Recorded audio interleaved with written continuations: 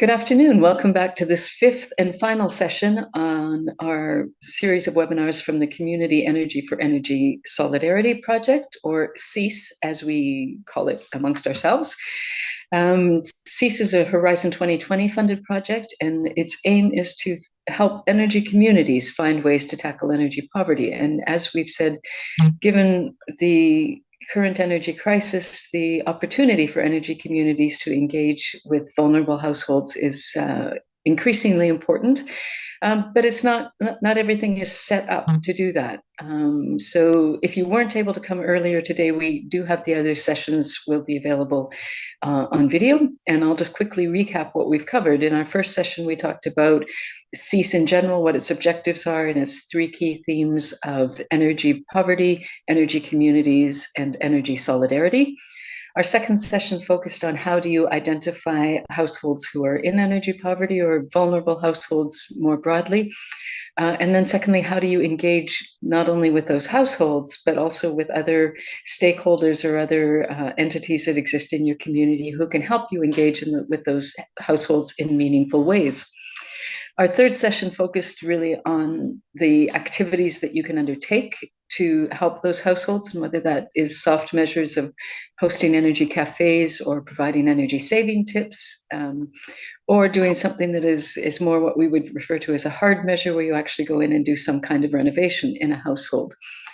Then our fourth session was looking at the challenge of what kinds of support do you need as an energy community in order to carry out those actions, and that is looking at the policy and legal and regulatory frameworks, both at the EU level and at the national level, that you need to have in place, or that you need to be aware of to be sure that you're working within those frameworks. Or quite often it may be that you need to influence change in those frameworks. And the second part of the support session was about how do you gather the financial or the funding support that you need? And this is what several of the CEES partners will be working on during our time. They'll be trying out new financing schemes in order to carry their work, or carry forward their work, or even expand their work. In this last session, what we're really going to focus on is two measures of assessing how your project is going. So first, we're going to look at how do you measure the impact of the activities that you're doing, or the benefits that you're bringing to the households that you're working with. And the second part is how do you evaluate more broadly your whole program or your whole project. And for that, we're going to hear from Dr. Kevin Burchell, who is a research fellow in the School of Geography, Earth and Environment Sciences at the University of Birmingham. Kevin is an experienced social science researcher and evaluator with a specific expertise in energy demand and community action. For those of you who don't know the University of Birmingham, it has been pursuing and sharing knowledge through outstanding teaching and world-leading research for more than a century. The University of Birmingham's role in CEES is to undertake conceptual development, connect the partners' work with the most up-to-date learning from research, undertake the evaluation of the energy poverty alleviation projects in CEES, and contribute to the development of the CEES Energy Solidarity Toolkit. So Kevin, I'm going to hand the floor over to you, and we look forward to your presentation on how to measure impact and evaluate projects more broadly. And we would like you to be active in the chat. If you have questions or comments as Kevin is speaking, please go ahead and add those to the chat. Please also keep your microphones and videos off so that we don't run into any bandwidth problems. And we're live tweeting throughout this event, and we hope you will be too. And if you are, please use the hashtag that we've set up for today, which is hashtag CEES, all capital letters, CEES, _ just transition. And Sophie, I think, is going to pop that into the chat for us. As Kevin's talking, we'll also probably pop some into the chat, some links to our website and the things that are relevant about what he's talking to. Kevin, I'm going to give you the floor. Great, thanks very much, Marilyn. Well, and thanks to all of the participants for attending today. And yeah, thank you for coming to this session, which is the last one of the day. I'm going to be, this, okay. Sorry, I'm going to have to navigate like this. It's really weird. Kevin, just use the, sorry to interrupt, but I had the same problem. Just if you hit enter or the return key, I think it might work.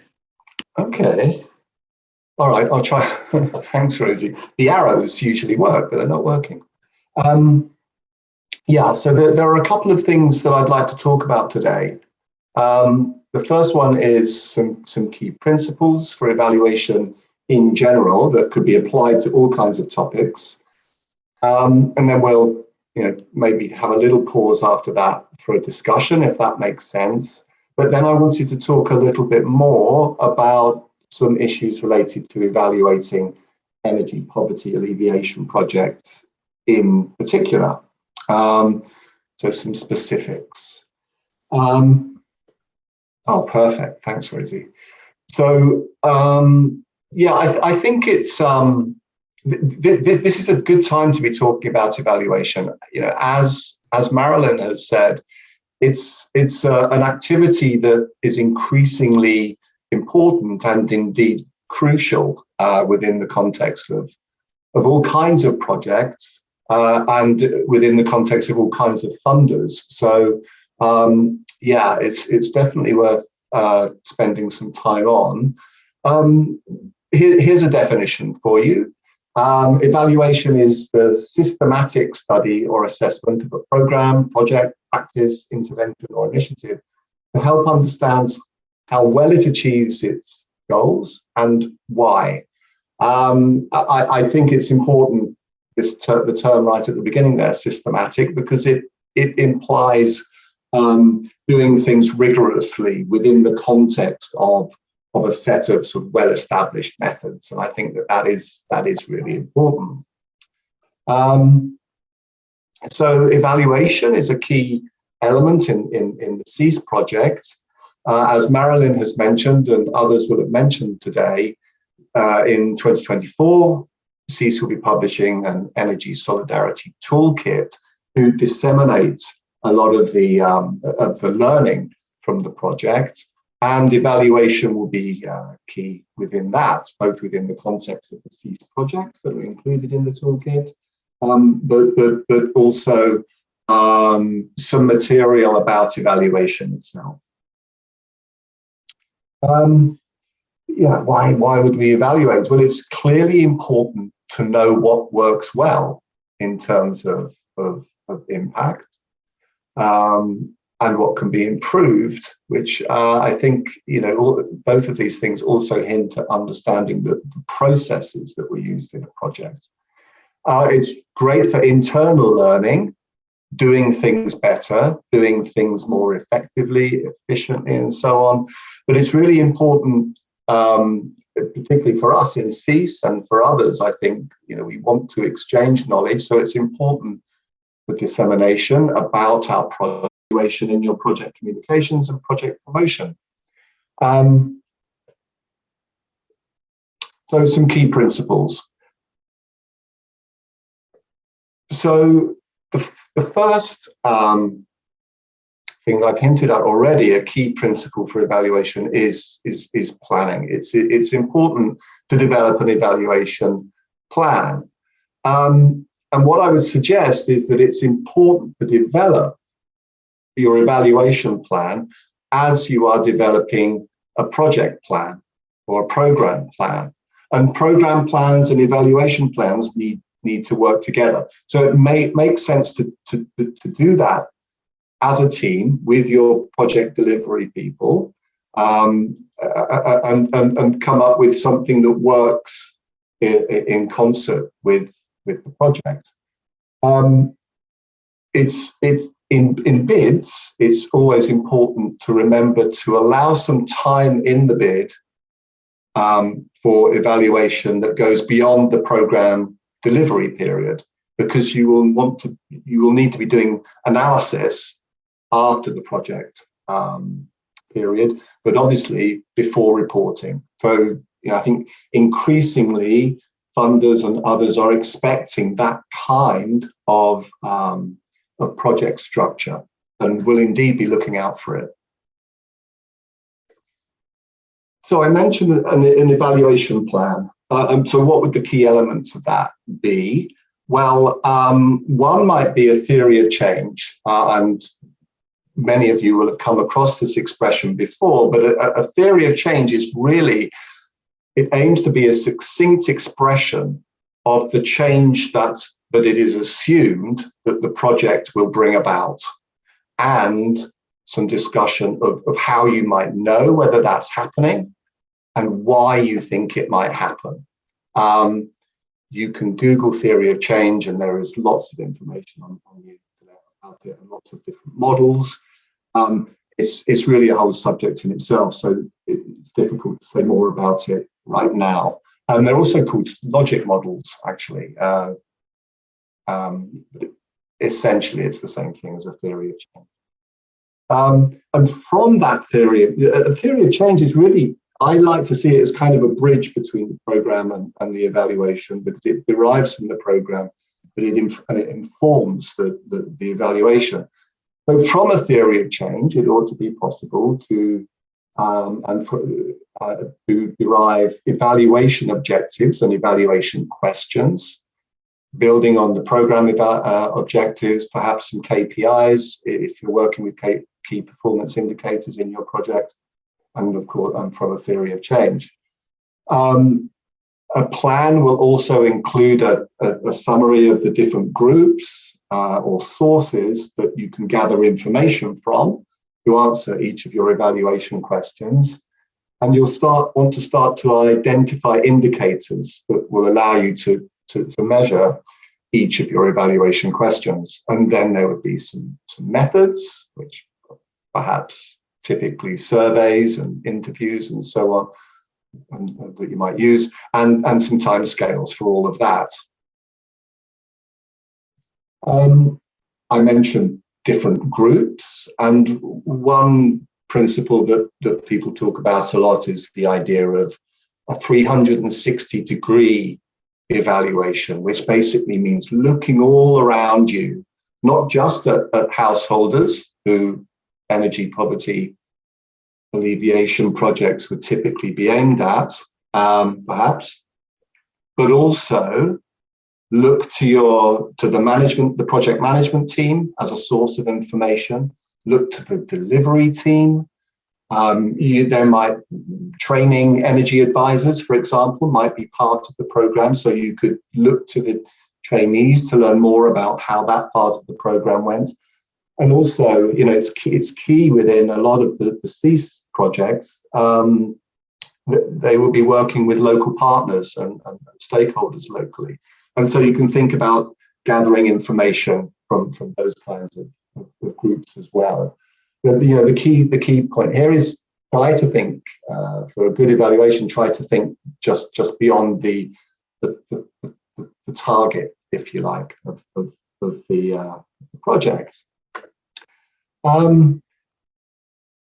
Marilyn has mentioned, excuse me, Marilyn has mentioned the importance of impact evaluation, and this is absolutely crucial, of course, to try to measure and understand the change that has taken place before and after the program. But I think increasing, as important is the idea of, okay, there's a bit more there. Yeah, so how might we do that? We can ask identical questions before and after the program delivery and look at the change. But we can also ask questions afterwards about change that has taken place, ask people to sort of think back through the program. But as important, I think, as impact evaluation is the idea of a process evaluation. So it's important to monitor the progress of your participants through the project. It's important to know how many participants there were in the project and maybe where participants dropped out, for example, those sorts of things. But it's also important because understanding the process, understanding what has happened in the course of the program, you know, whether certain bits of it were difficult to implement, whether bits of it were particularly successful in terms of producing impacts, it allows you to understand something about why the impacts happened. And of course, that's crucial for project development and so on. So you can ask what happened, what worked, where were the challenges, what could be done differently, those sorts of things. And I think process evaluation is really important within the context. I'm imagining perhaps a matrix here. So, you know, you can, through process evaluation, you can help your delivery team while the project is still going on. You can identify things that perhaps aren't working as well as they should, and that might be something that the delivery team will identify itself, but it may come from other areas as well. And this kind of feedback during a project is known as a formative approach, the formative aspect of evaluation. But perhaps what we're more familiar with, this is really important, but perhaps what we're more familiar with is the idea of summative evaluation. So there's a distinction between formative and summative evaluation. Summative evaluation is more typically carried out as parts of programs come to an end, and so it's about providing feedback about impacts and processes and all of those sorts of things that I talked about a moment ago. So yeah, another important principle within evaluation is ethics. One second.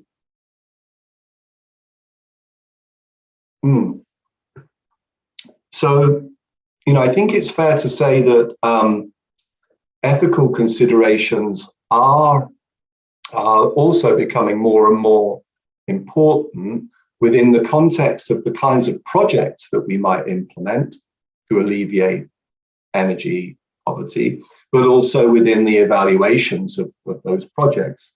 So, you know, I think it's highly likely that you will be considering things like participant consent, your data management, the health and safety of your staff, and the safeguarding of clients, the people that you're aiming to support. That you will want to be thinking about those within the context of the implementation of an energy poverty alleviation project, but also within the context of the evaluation of that. So it's worth putting that out there as well. Okay, so that's the section that looks at sort of broad principles. So I could stop sharing for a moment, because yeah, something I didn't say at the beginning is that there's going to be a lot of expertise in the Zoom room here. So as well as any questions that you might have, please do pitch in with other things, other general principles relating to evaluation that that you found useful as well. I'd be very keen to hear about those. Yeah, does anyone have questions or comments? No? Well, shall I crack on? Sure. Okay.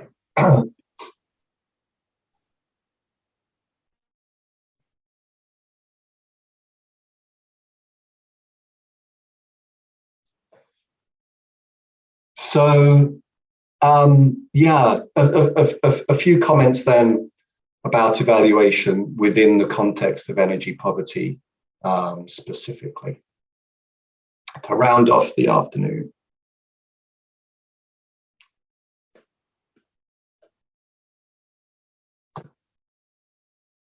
Did you say enter also works? What is it? Yeah, it should be just the return or. Yeah, that's not working now either. Did you click the screen?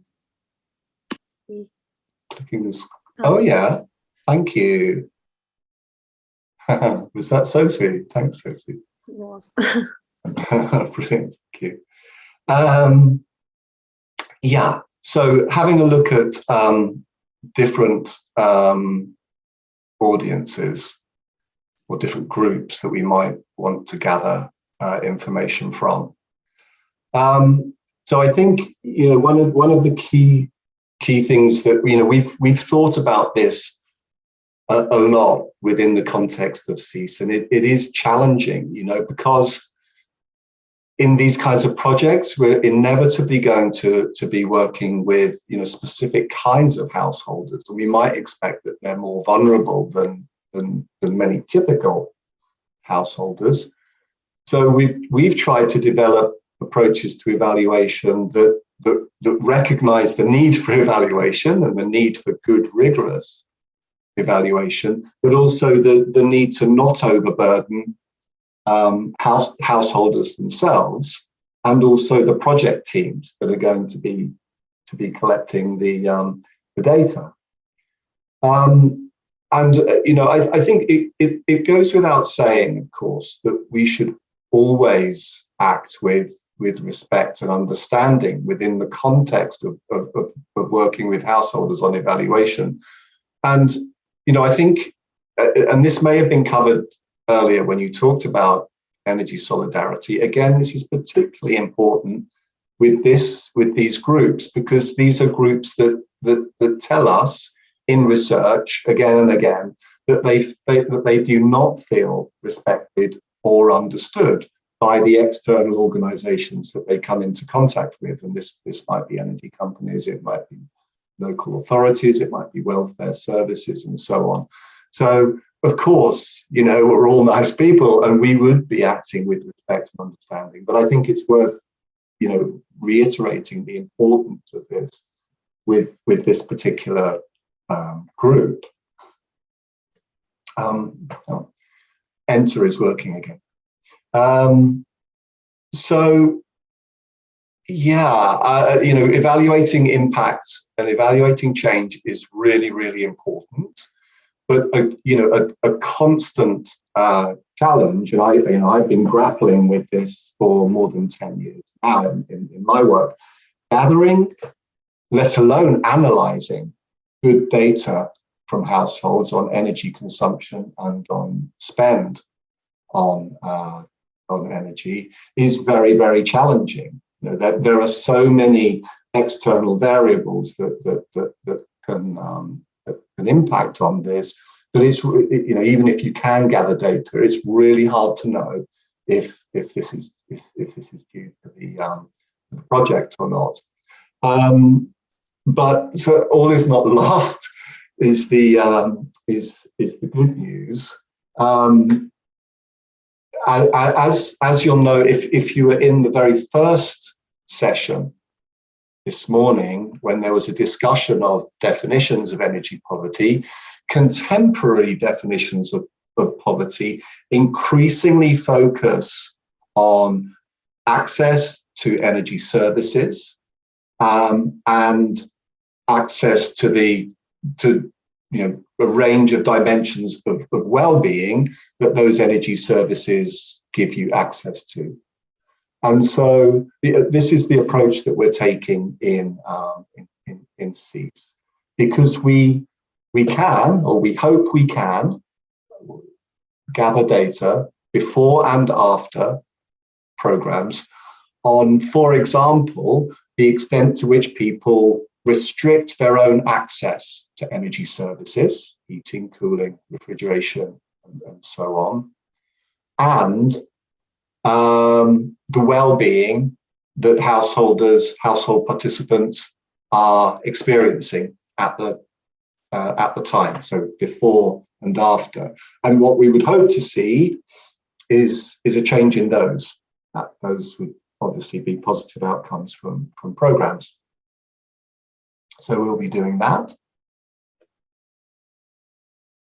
We'll also be evaluating the processes that that householders have gone through. So this will be done by evaluating householders' experiences within the context of events or interactions that they will have with the projects. And as you know from the discussions earlier, in some cases these will be home visits, in others there will be workshops or energy cafes, or telephone calls as well will be used within CEES. And so we can again evaluate householders, again self-reported reflections on their learning, the development of confidence, and their intents for the future or their expectations for the future on the basis of events. And we can also, get a feel for the extent to which people think that the event is well run or relevant, and whether the team was respectful to them and kind of engaged with them in the way that they would like. And we can ask, more general questions. What did you like? Were there any challenges? Those sorts of things. And this is the sort of information I think that really would enable us to hopefully gather feedback that will perhaps inform tweaks during projects. That's a hope or a possibility. So households are important, but within the principle of a 360 degree evaluation, other groups are really important. So here are just a few ideas about things that you can do to relatively straightforwardly validate some of these other groups. So you might want to have quite formal meetings regularly, maybe at particular moments through the process of the project, or maybe every 2 months, or every 1 month. Have review meetings, evaluation-based review meetings of projects, and perhaps I think in many cases project managers will be doing this anyway. And you can talk about the program, the plan itself, and progress with the plan and successes in the plan, and things that are proving challenging in terms of implementing the plan that was developed, often a long time in advance of when it's actually implemented. And you can agree changes to the plan if that is what comes out of the review. And again, of course, this can be used to tweak things, but it can also be used in reporting at the end as well. If you're planning to train individuals to be energy advisors within the project, you can, of course, do some work to understand trainees' reflections on the training events that they attended in terms of their learning, their confidence, what they liked and found valuable about it, about the session. And you can do this after each training session, and you can do it at the end of the training program if there's more than one session. Similar principles really to what we would be applying to householders, not that different, but a slightly different set of questions perhaps. So, just to say that in CEES, we are also aiming to engage with some of the local partners that the projects will be collaborating with, and to gather some information from them as well. But that's the end of the the presentation. So thank you very much indeed for listening in. And yeah, we have time now for questions and discussion, if that's appropriate, or for anyone from the team to add anything. You know, from the CEES team to add anything. Rachel, I was wondering if you would have anything to add, because you talked about how your energy advisors work quite independently and from home, and that you've needed to transition or to connect with them a little bit more, particularly during the pandemic. And I just wonder if you have any insights there on how you've evaluated how things are working for that particular group. We also, from the pandemic, we started having monthly one-to-ones with the staff, purely to give them an opportunity to talk about their own experiences with working, and to flag any issues they're having, or any concerns or worries they're having with their work life. And that's something we hadn't done previously. So that was a bit of an eye-opener to us, that maybe we should have been doing that all along. And we've continued that because we have seen a benefit from it, because it's quite hard in a team meeting for somebody to put their hand up and say, actually, I'm really struggling with that piece of work, or my time management struggling, or an issue with confidence or something. But having the monthly one-to-ones has been really helpful. Okay. Yeah, I think that's really interesting. Yeah, you of course, you do get people say different things in one-to-one situations, don't they? Yeah. Very interesting. Yeah. Thanks, Rachel. And given that you do a lot of training for people who are, again, I'm asking this to Rachel, who then interact with vulnerable households, that your office doesn't directly, your office staff doesn't directly interact with them, but your energy advisors do. What kind of training do you do in that regard? Kevin brought this up, that we need to be respectful and all of those things. Is there any specific advice that you would give at that level, Rachel? For who, sorry, do you mean? The trainees. Yeah, for the trainees who are going to meet with the vulnerable households. Yeah, so they do, there's a lot more in-depth training for people that are going to be carrying out house visits and telephone advice sessions around, particularly around adult protection and child protection, with different things, that if they see anything alarming, of the process to flag it to social services and things. And there are different checks like disclosure and data protection checks and everything. But we've just done a recruitment session when we're to get new advisors, and something we talked about was somebody could apply for an energy advisor post and know everything about meters and boilers and kilowatt hours, and absolutely the technical side of it be absolutely amazing. But if they don't have the people skills to talk to people in the appropriate manner, then it's no use to us. So that was something we found in our recruitment just recently, is trying to find that balance between the knowledge side and the actual people skills, because if somebody has good people skills, we can train them on the energy side of things.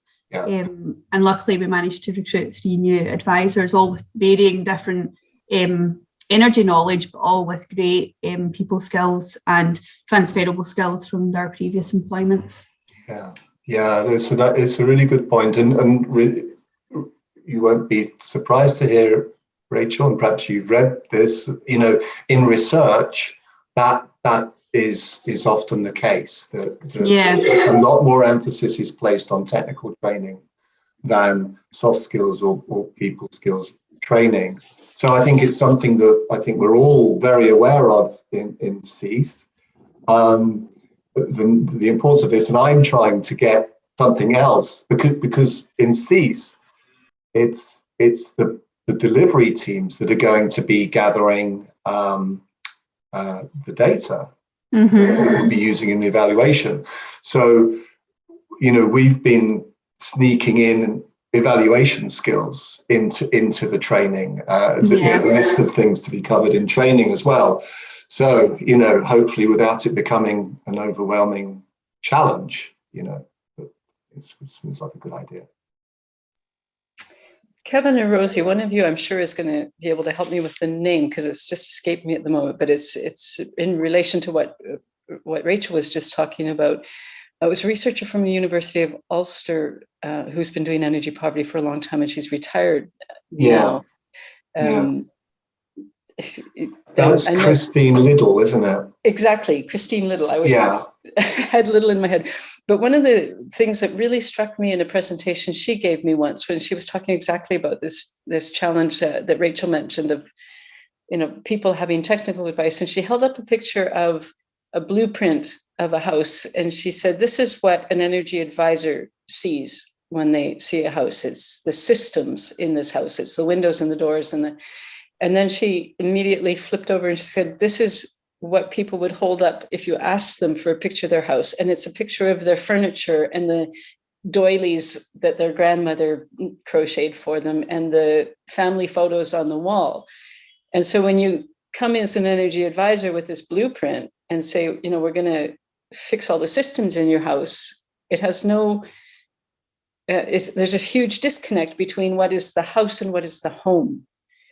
And so I think that was it's just still such a strong memory to me, to that, we are going into people's homes to talk to them about the place they live, not just the shell of what they have. To back that up, Marilyn, when we done house visits, we didn't realise it until hindsight from not being able to do the house visits, but that was such a vital position to be in, where we were in somebody's house and we could actually look with our own eyes to see things that they might not tell us, which was, it was great, because we could answer so many of our own questions ourselves without having to ask the householder. Now, from when we're doing more work over the telephone, we can only go by what they tell us or what they answer on from our questions. I know, as you know, a lot of energy advice, there's a lot of terminology. So I do think we are losing a bit from working over the phone. It's always best to be in someone's home, like you say, because it's their home, and we can only ask questions based on a house. We don't know about their personal circumstances. Yeah. I think there's a really interesting issue here, Rachel, because, but by working on the telephone, you might assume that you're having a lesser impact, and that seems plausible, doesn't it? But what we also know is that you're able to reach a lot more households. Absolutely. By working that way. So, I'm really interested to know where the sweet spot is, between these two dials. Where is the maximum impact in terms of the use of resources? Yeah. So at the moment, we're so busy that house visits are really quite rare just now, because we don't have time. But if it is a case where we do need to see with our own eyes, a meter or heating controls, or if somebody really can't manage over the phone or doesn't have a third party to manage on the phone on their behalf, then we will do a house visit. But somebody pointed out recently was, because obviously asking for help with energy and saying that you can't afford to pay your bills can be quite embarrassing, we've actually found people are more receptive because it is over the phone, so it's a bit removed. We're not going to recognise them if we see them in the supermarket, or if, we're out for dinner on Saturday night and they walk in, we're not going to be sitting there thinking, how can you be out for dinner when you've not paid your bill? There's that anonymity from working on the phone, which we found some clients are actually far more respondent because of that. Very interesting. Yeah, the anonymity creates an impact. Yeah, gosh. Oh, that's so interesting, Rachel. I'd like because when we done house visits, people were obviously didn't realise they could say no to a house visit. They assumed that if we were going to help them, we would have to go into their house, and they were maybe embarrassed they didn't want us in their house. Whereas now people are asking for help, knowing that it is just a phone call to begin with.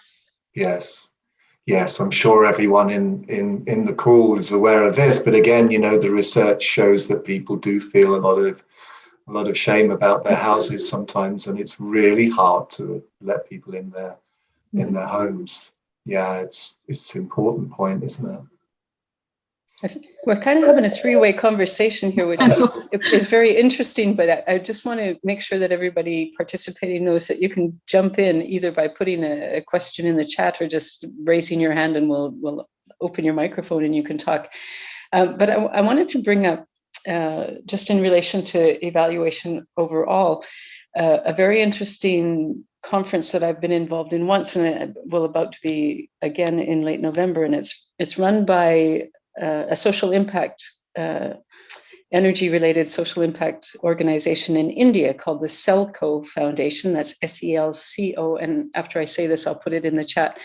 But there's been a couple times in their 20-year history where they almost had to close their doors because they're out of funding, or they weren't, a number of reasons. But they've now launched this event that they call the Social Impact Failure Conclave. And they did it as a direct response to the idea that all of these conferences, people go and talk about their success stories. And if you're someone who is struggling and your project is struggling, that can be really difficult to sit in the audience and hear everybody else being successful and you're the one that's still struggling. So they did this particularly to, everybody that presents at this conference has to present a time when their project failed or almost failed and how they came out of it, or how they took the decision to shut down their project. And one of the points that the leaders of CEELCO Foundation brought up in their own story is there was a moment where they had set what their mission was for the next 5 years, and a really big funder came in with a lot of money and said, if you make that 4 times how many, they had said, we're going to, electrify X number of households in remote villages in India. And this big funder came in and said, well, if you make that 100 times bigger, we'll give you the money. And that's a lot of money and a lot of impact. But they had to sit back and say, well, we can't physically do that. We don't have the resources. We have to build up the ecosystem for all this. And so they took the very difficult decision to turn down this big funder, because that funder would have changed their mission and vision. And so I think that's, one of the things that will be interesting for us to look at in the financing and funding section is, how do you choose people that align with what you do instead of changing what you do to fit whatever funding is available? Thanks, Marilyn. It is a principle. For me, it's a principle that I could have mentioned at the start, and I did discuss this when I first had my one-to-one Zooms, with each of the projects within CEES. For me, and I think this is how it should be, evaluation is not about saying, this project worked or didn't work. It's about being more nuanced than that, and saying this is where it worked, this is where there are challenges. But even when there are challenges, from a learning perspective, it didn't quite work, that real learning can happen. So yeah, I really like that. Yeah, gosh, I mean, because the relationship between delivery teams and evaluators could be tricky if people think it's like a test, but it's really not. Evaluation is not like that from my point of view.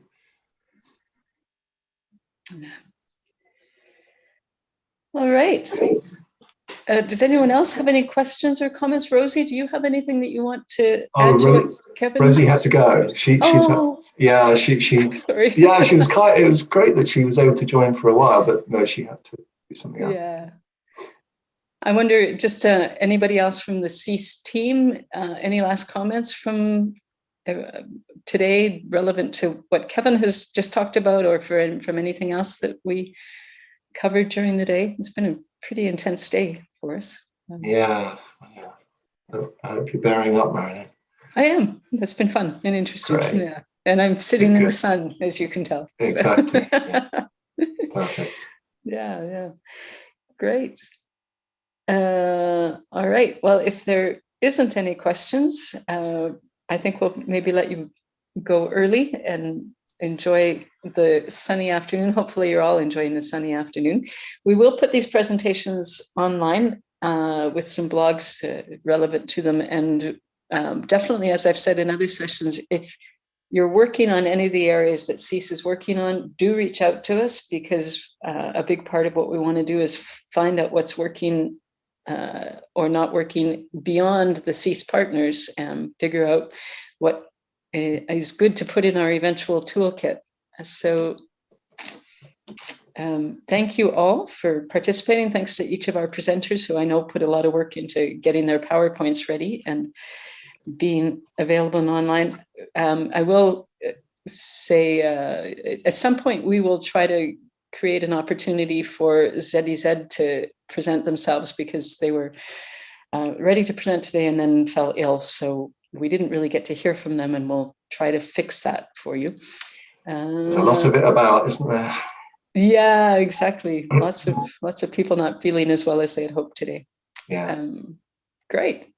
All right. Well, thank you, everybody, and keep watching CEES on our social media channels, and check out our website, where we do have blogs about all of the topics that were discussed today. And yeah, if you have any questions about what CEES is about, hopefully that'll be answered there, or just reach out to us. I'll type my email here quickly.